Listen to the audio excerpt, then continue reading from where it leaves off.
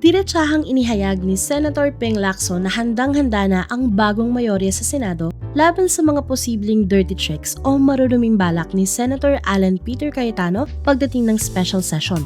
Sa isang radio interview noong linggo, tahasang sinabi ni Lacson na may mga inihanda ng contingency measures o counterplan ang kanilang grupo sakaling magwala o gumawa ng eksena si Cayetano sa plenaryo. Banat pa ni Lacson, huwag daw itong maliitin dahil kaya nitong gawin ang lahat para lamang mapanatili ang kanyang kapangyarihan. Ayon sa kanya, hindi na raw iniisip ni Cayetano ang kapakanan ng institusyon kundi ang sarili na lamang niyang interes ang kanyang inuuna. Bukod sa paghahanda sa eksena, nagbigay din si Lacson ng isang matinding sampal ng katotohanan para kay Cayetano. Sinabihan niya ito na magising na sa realidad. Kahit daw magsisigaw si Cayetano sa social media na siya pa rin ang tunay na Senate President, ang katotohanan ay wala na itong tagasunod. Ibinunyag pa ni Lacson na maging ang sariling mga alyado ni Cayetano sa ngayon ay unti-unti nang nananahimik. Bakit? Dahil alam na rin daw ng kanyang mga kasamahan na tapos na ang laban at wala nang saysay na magpilit pa sa isang pwestong legal na nabakante. Sabi nga ni Lacson, walang permanenteng Senate President sa kasaysayan, pero sa lahat ng aspeto ng batas at takbo ng gobyerno ngayon, malinaw na hindi na si Cayetano ang pinuno ng Senado.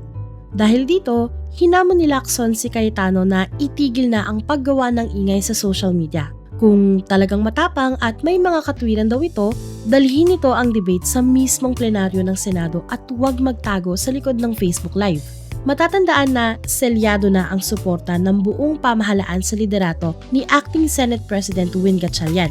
Opisyal nang kinilala ng Malacanang sa pamamagitan ni Press Officer Claire Castro, maging ng House of Representatives at ng Integrated Bar of the Philippines ang bagong mayorya. Kaya naman ang patuloy na pagmamatigas ng kampo ni Cayetano ay nagiging dahilan lang ng pagkaantala ng mga mahahalagang trabaho sa bayan.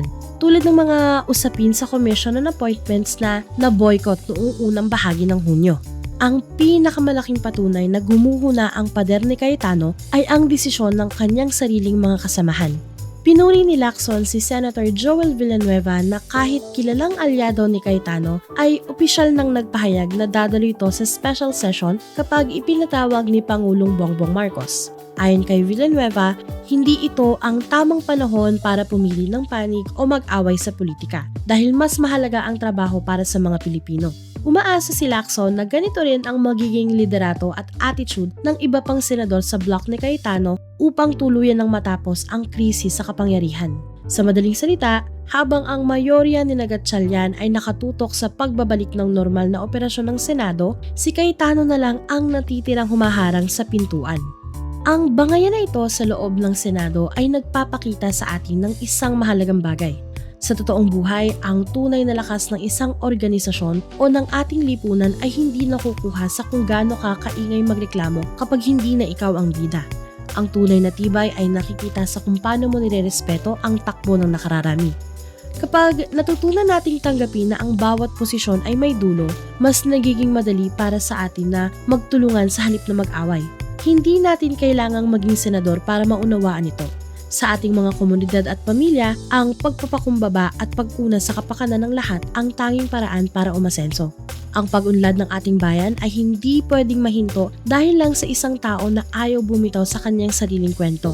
Tandaan natin na ang pagsuporta sa maayos at legal na sistema ang tunay na magdadala sa atin sa isang mas progresibong bukas.